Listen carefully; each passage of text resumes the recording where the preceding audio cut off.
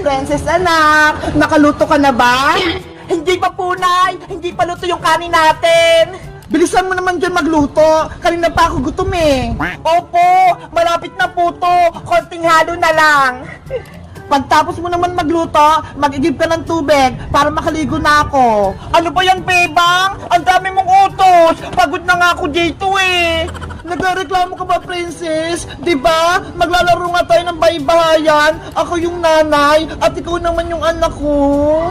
Eh kasi, lagi mo akong inutusan eh. Magpalit na lang kaya tayo. Ako yung nanay mo. Hindi naman sa'yo bagay, Princess, yung nanay eh. Kasi wala kang ngipin, kaya dapat ikaw yung anak. Ano ba yan? Tingnan mo nga, malaki na yung tiyan ko. Tapos malapit na akong mga anak, kaya bagay sa akin yung nanay-nanay. O sige na, papayag na ako. Ikaw na yung nanay, Bebang. Basta, bibigyan mo ako mamayang pera pambiling pagkain, ha? Sige, ano, Princess? Luto na ba yung ulam natin? Opo, Nay. Luto na po to. Magsasandok na lang po ako ng pagkain natin.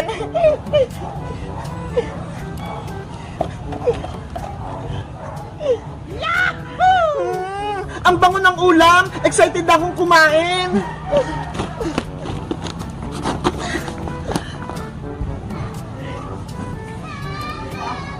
Eto na po na ya! Ay! Ang galing mo na magluto, Princess! Pinakbit yung ulam natin! Nagluto rin po ako dito, Nay! Adobong manok! Ito ho! Wow! Ang sarap niyan! Tara! Kumain na tayo, Princess! Sige pa! Kain na po tayo!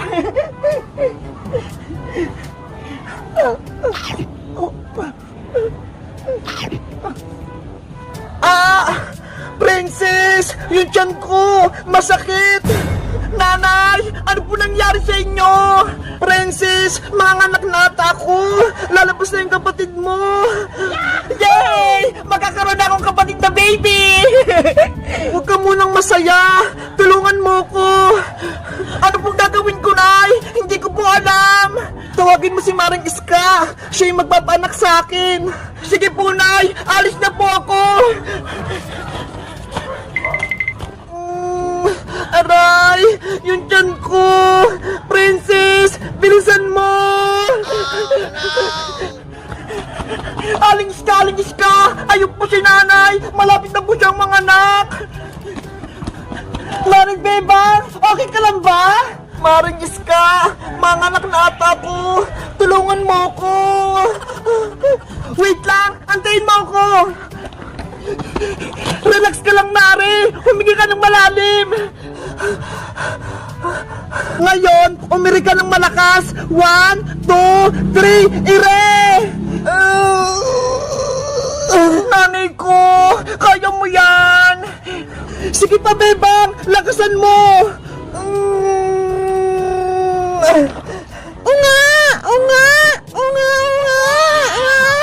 Maring Bebang! Lumabas na yung anak mo! Yo! May kapatid na ako! Ang cute-cute niya!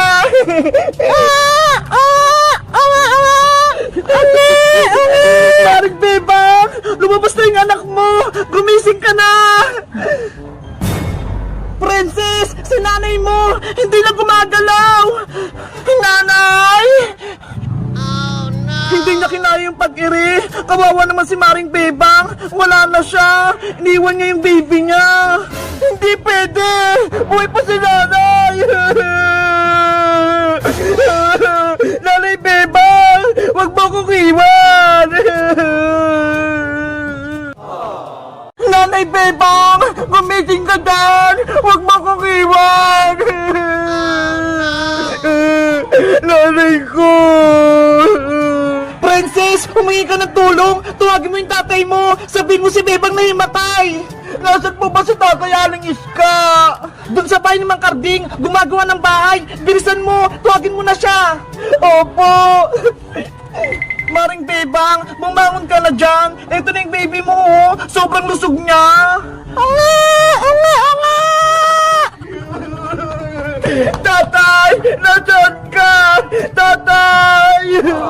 Sa wakas, tapos na yung trabaho ko. Makakauwi na ako sa bahay namin. Makikita ko na yung asawa ko, pati yung anak ko. Tati Boyong! O Princess anak, Bakit ka tumatakbo? Umiiyak ka ba? Ano nangyari? Siguro, gutom ka na. O ito, may pasalubong ako sa yung pizza. Kainin mo. Wow! Pizza! Favorite ko!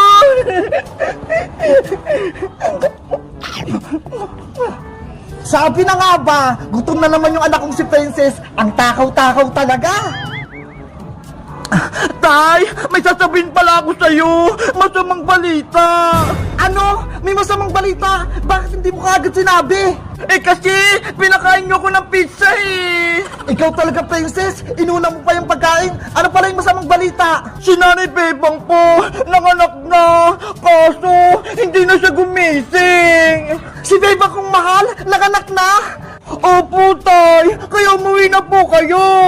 Bebang kong mahal, nandyan ako. Tay! Antay!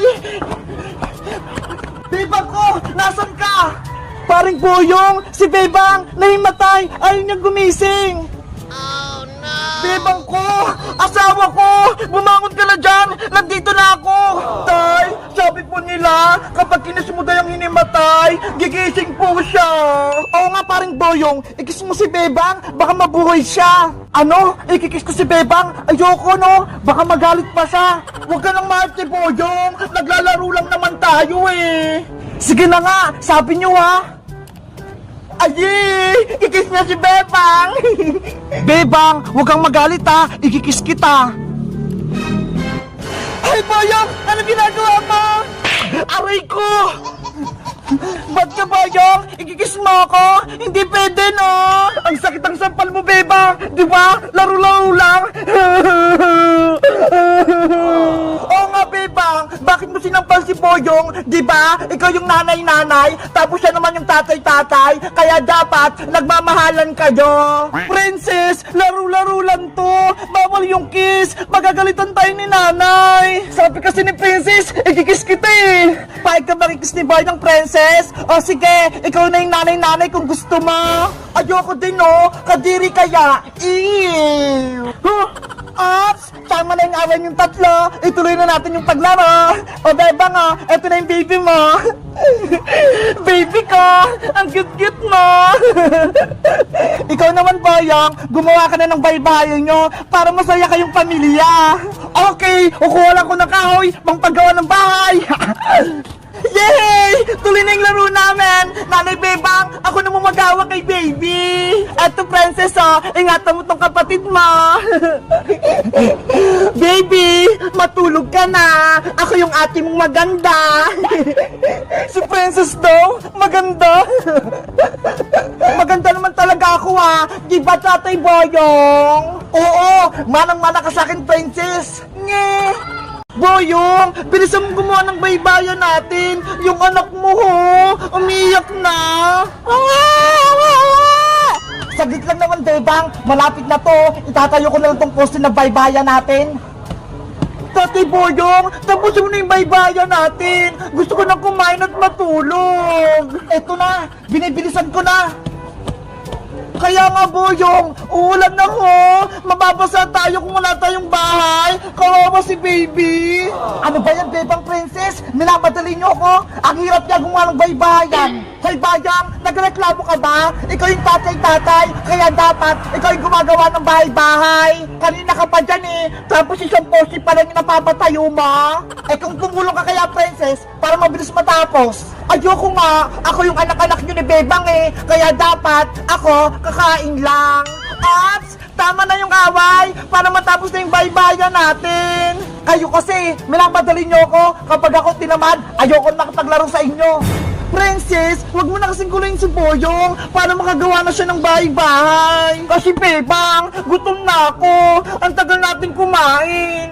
Sige, ganito na lang. Bumili ka na lang ng pagkain kay Aling Sonia para mamaya kakain na lang tayo. Talaga? Princess anak, bumili ka ng pagkain natin sa tindahan. Eto pera. Wow! 50 pesos! Anong bibili ko dito, Nay? Bumili ka ng tinapay tsaka soft drinks para lumakas si Tatay Boyong mo at para hindi siya magalit. Okay pa, alis na po ako. Hay naku si Princess, kapag inuutosan talaga bumiling pagkain, walang reklamo. Hayaan mo na siya, Boyong. Tapusin mo na lang yung baybaya natin. Si baby, oh, umiiyak.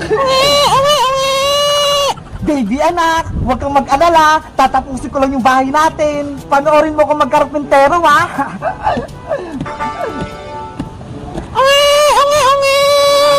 Tahan na, baby. Magatas ka muna. Babe, ang asawa ko, tapos na yung ginagawa kong poste. Ilalagay ko na lang tong bubong para may bahay-bahay na tayo.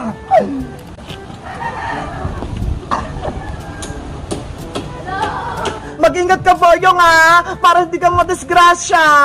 Ang sweet ng mo ng asawa ko. Siyempre naman. Aling Sonia, pabili pa.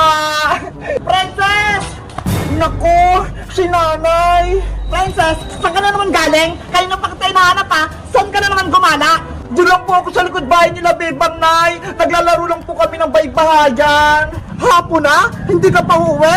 Ano, uuwi ka ba? O dito ka lang sa kalsada titira? Uuwi rin po ako mamaya, Nay. Tatapusin ko lang po yung laro namin. Kapag nagmerienda na po kami, uuwi na ako. Siguraduhin mo lang. Kung hindi, malalagot ka talaga sa akin. Opo! O siya, alis muna ako. Pupunta ako ng palengke. Bibili ako ng ulam. Ingat po kayo, Nay! Wala na si Nanay! Aling Sonia, pabili po ako ng tinapay!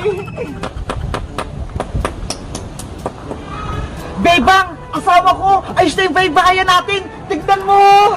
Wow! Ang laki ng bahay-bahay natin! Ang ganda pa!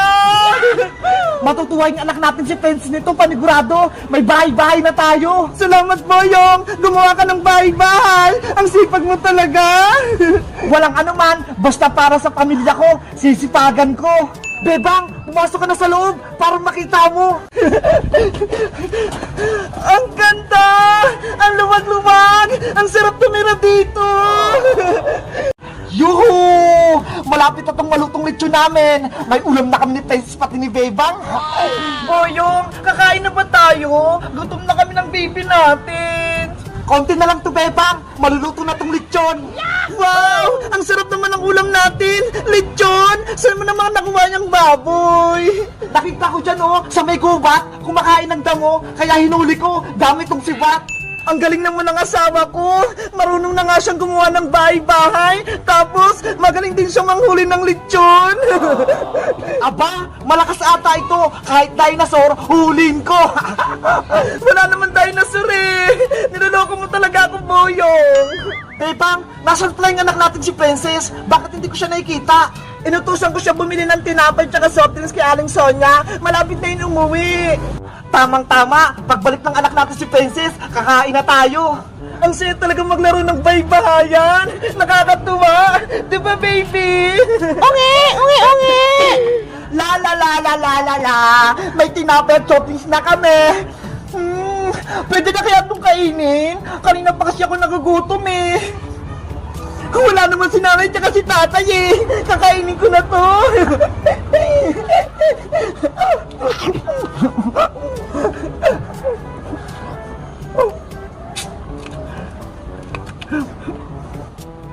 Wow!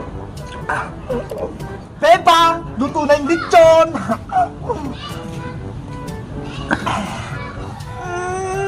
Ang bango ng lechon! Nakakatakam! Ihanda ko lahat tong mesa para makakain na tayo. Magsanto ka na, Boyong, para makakain na tayong pamilya. Sige, ayusin ko lang itong mga pinggan natin. Nasaan na kaya si Princess? Ang tagal naman niya. Ayan, malapit ko na yung maubos yung tinapay. Oh, no. Ang sarap-sarap talaga. Wait lang ako dito, Boyong, ha? Hahanapin ko lang si Princess.